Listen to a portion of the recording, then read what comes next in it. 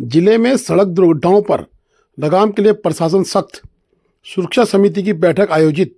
DM ने नगर क्षेत्र में रोड सेफ्टी कॉर्नर व जेब्रा क्रॉसिंग बनाने के दिए निर्देश। जिलाधिकारी आशीष भटगाई की अध्यक्षता में आज कलेक्टर सभागार में जिला सड़क सुरक्षा समिति की एक महत्वपूर्ण बैठक आयोजित की गई। बैठक का मुख्य उद्देश्य जनपद में बढ़ती सड़क दुर्घटनाओं की रोकथाम, यातायात व्यवस्था में सुधार तथा सड़क सुरक्षा मानकों को सुदृढ़ करना रहा। बैठक में राष्ट्रीय राजमार्ग, लोक निर्माण विभाग, प्रधानमंत्री ग्राम सड़क योजना, परिवहन विभाग, पुलिस विभाग सहित संबंधित विभाग के अधिकारी उपस्थित रहे। बैठक के दौरान जिलाधिकारी ने सड़क मार्गों से जुड़े सभी विभागीय अधिकारियों को स्पष्ट निर्देश दिए कि सड़क सुरक्षा से किसी भी प्रकार का समझौता न किया जाए। दुर्घटना संभावित क्षेत्रों की पहचान कर वहां त्वरित सुधारात्मक एवं सुरक्षात्मक उपाय सुनिश्चित किए जाएं। उन्होंने कहा कि सड़क दुर्घटनाओं में कमी लाने के लिए विभागों के बीच प्रभावी आपसी समन्वय अत्यंत आवश्यक है।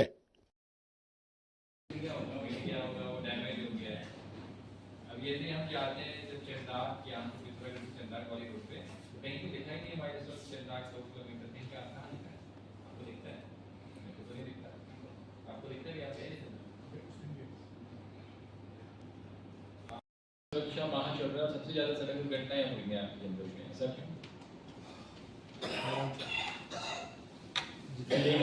छोटी छोटी मतलब कभी एक की डेथ हो रही है, कभी छोटी छोटी घटनाएं हो रही है, काफी सारी मतलब फ्रीक्वेंटली हो रही है, हर डे हो रही है, हर अल्टरनेट डे हो रही है, ऐसा क्यों हो रहा है? आपने कोई इसकी स्टडी करी है? What is the reason? Sir, एक स्टडी तो करी है दुर्घटनाओं की, जिसमें जो एक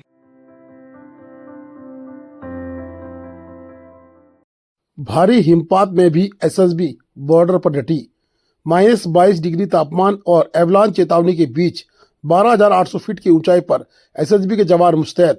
भारत, नेपाल, चीन त्रिकोणीय सीमा क्षेत्र में स्थित गुंजी, कालापानी एवं नाबी इलाके में 11वीं वाहिनी सशस्त्र सीमा बल एसएसबी के जांबाज जवान 12,800 फीट की ऊंचाई पर -22 डिग्री सेल्सियस के भीषण तापमान में लगातार पेट्रोलिंग कर देश की सीमाओं की सुरक्षा में तैनात हैं। गौरतलब है कि इस क्षेत्र में हाल के दिनों में सरकार द्वारा लगातार एवलांच हिमस्खलन की चेतावनी जारी की जा रही है। इसके बावजूद कठिन भौगोलिक परिस्थितियां, भारी बर्फबारी और जानलेवा ठंड एसएसबी के जवानों के हौसले को डिगा नहीं सकी है। हर चुनौतीपूर्ण हालात में सीमा सुरक्षा को सर्वोपरि रखते हुए जवान पूरी सतर्कता और साहस के साथ डटे हुए हैं। यह जवानों की कर्तव्यनिष्ठा, अनुशासन और राष्ट्र के प्रति अटूट समर्पण का जीवंत उदाहरण है। विपरीत परिस्थितियों में भी राष्ट्र की सुरक्षा, यही हमारा वीर जवानों की पहचान है। वीर जवानों को नमन है।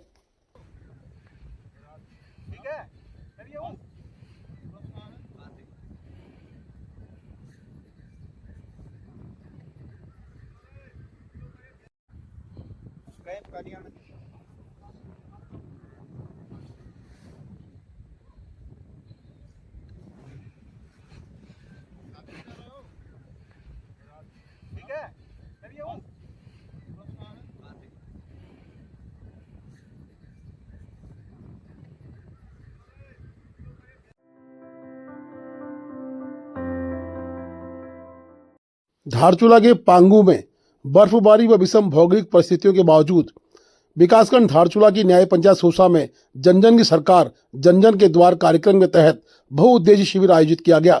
शिविर का शुभारंभ उप जिलाधिकारी श्री आशीष जोशी व रंग कन्नड़ संस्था के अध्यक्ष प्रकाश सिंह गुंजाल के द्वारा किया गया।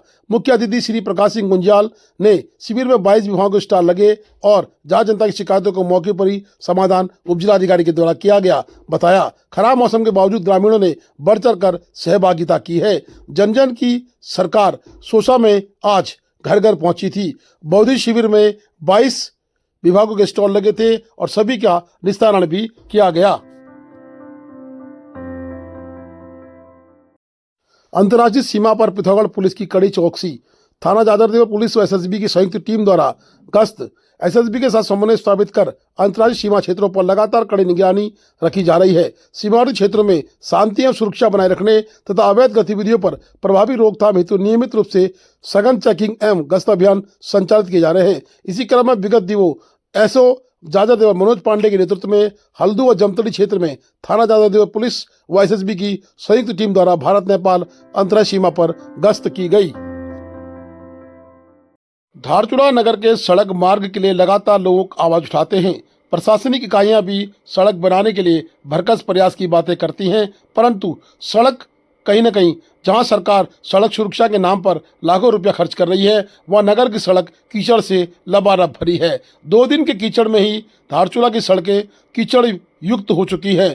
जहां सरकार गड्ढा मुक्त की बातें करती है, वहां गड्ढों से भरी शहर के अंदर की आंतरिक मार्ग की स्थिति भी बड़ी दुर्गम हो चुकी है। बड़ी मुश्किल से स्कूटी चालक व अन्य चालक निकल रहे हैं। स्थानीय लोगों का पैदल चलना भी दूभर हो चुका है। जगह जगह मलबे के ढेर लगे हैं। कई जगह नालियां खुदी पड़ी हैं और नालियों में तार बाड़, लकड़ी, पत्थर भरा पड़ा है। स्थानीय स्तर पर नगर पालिका की नालियों की जिम्मेदारी है, परंतु देखने में आया है कि नालियां बुरी तरह से मट्टी से पट गई हैं। नालियों से कीचड़ सड़क पर आ रहा है और सड़क पर आवागमन पर बाधित कर रहा है। पैदल चलना भी लोगों का दूभर हो चुका है। वहीं नगर पालिका अध्यक्षा ने कहा कि हम तत्काल नगर की व्यवस्था के लिए प्रशासन शासन से मांग कर रहे हैं, परंतु हमें अभी तक पीडब्ल्यूडी और नगर पालिका में उलझाकर जनता को बेवकूफ बनाया जा रहा है।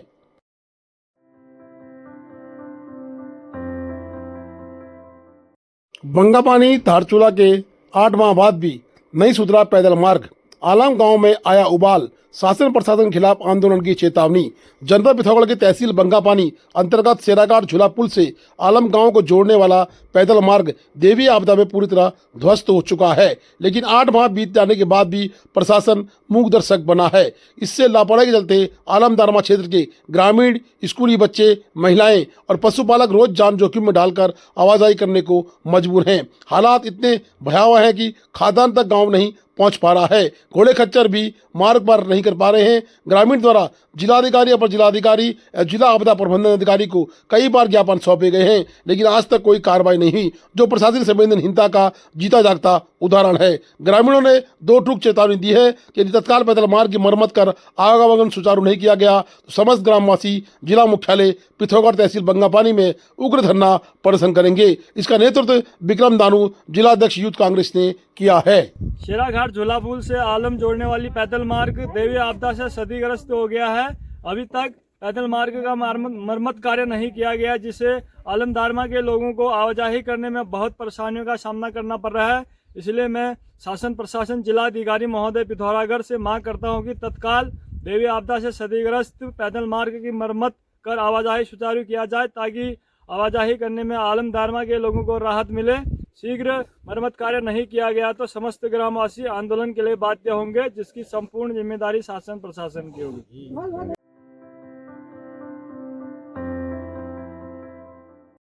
मुनस्यारी में आज भी भारी बर्फबारी, जनजीवन अस्त व्यस्त। मुनस्यारी क्षेत्र में आज भी लगातार भारी बर्फबारी जारी है, जिससे आम जनजीवन पूरी तरह प्रभावित हो गया है। सड़कों पर फिसलन बढ़ने से यातायात ठप है और दैनिक जरूरत के कार्यों में लोगों को भारी परेशानी का सामना करना पड़ रहा है। वहीं दूसरी ओर बर्फ से ढकी वादियों को देखने के लिए सैलानी उमड़ पड़े हैं। सैलानी मस्ती में नजर आ रहे हैं और पर्यटन स्थलों पर रौनक बनी हुई है। बर्फबारी किसानों के लिए भी राहत लेकर आई है, क्योंकि इससे फसलों और जल स्रोतों को लाभ मिलने की उम्मीद जताई जा रही है। हालांकि लगातार हो रही बर्फबारी चलते बिजली, पानी और संचार व्यवस्था बाधित होने की आशंका बनी हुई है। प्रशासन अलर्ट मोड पर है और लोगों से अनावश्यक यात्रा करने से बचने की अपील भी लगातार जारी है। मुनस्यारी में खूबसूरत नज़ारे। मुनस्यारी में भारी बर्फबारी हो रही है। चारों ओर सुंदर नज़ारा है और ये बर्फबारी है, इस बर्फबारी से सीमांत क्षेत्र मुनस्यारी को पर्यटन का लाभ मिलेगा और होटल कारोबारियों को तो फायदा होगा ही, साथ ही जो हमारे गांव के जो किसान हैं, जो लंबे समय से बर्फबारी न होने से या बारिश न होने से फसल सब्जी सब खेती सूख रही थी, अब इस बर्फबारी से किसानों के लिए भी एक खुशी की बात है और पर्यटकों के लिए फ़ायदा है और यह हमारी हिमालय की पर्यावरण और प्रकृति के लिए भी जो है वरदान साबित है। Please do like, share and subscribe DCL News.